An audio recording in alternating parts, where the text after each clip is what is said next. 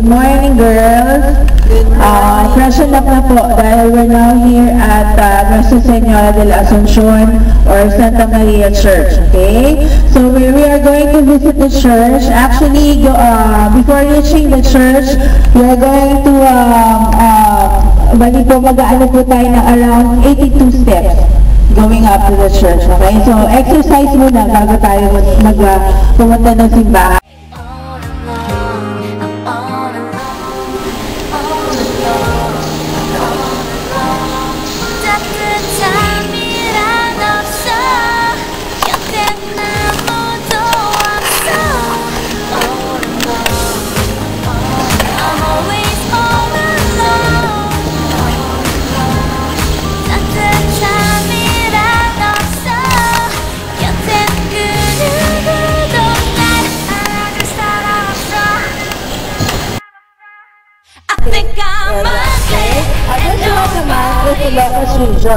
This belongs to Region 1. Ayan, sige nga.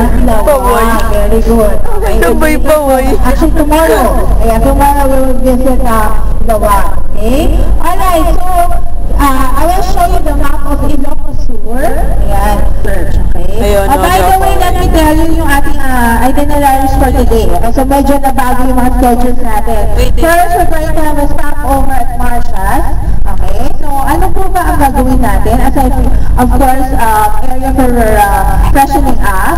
Ang Marcias po kasi, they offer this Royal Bibingka and Kasama. O yan. So, gusto niyo ba matikman yun later? Yes or no?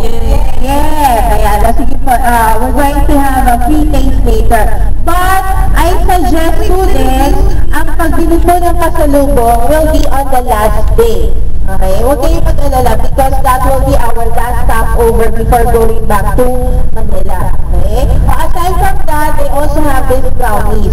Okay? Ayan, there are a lot of products naman po that we can see in pero yung patitikimin namin kayo, pudding, Royal Bibingka, and brownies. Okay? Ayan, yung maliit will cost you about 65 pesos. Okay? Tapos yung malaking box naman will cost you around mga 120 pesos. Ayan, so times 2 lang naman. Okay? So, I suggest lahat ng mga food na bibili nyo para fresh po na iuwi natin, that will be on our last day. Okay? Last day na ang shopping time natin. Okay?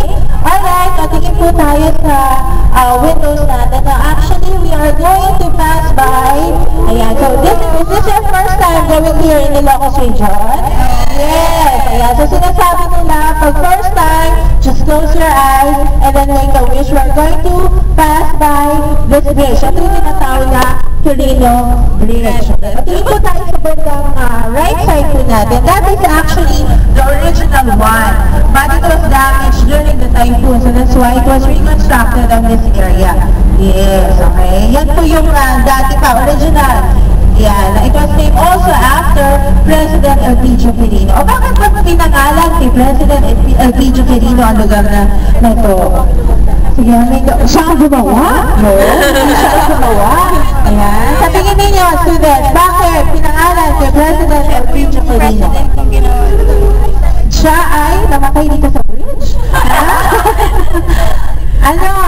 Siya po ay ipinanganak. He's a product of vegan Ilocos Sur. Okay? Vegan!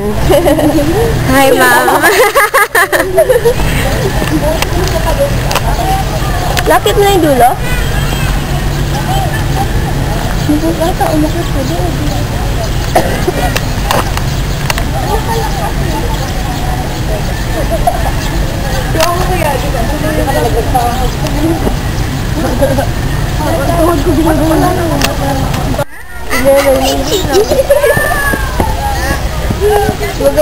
Maglaro nga kayo, Tasha.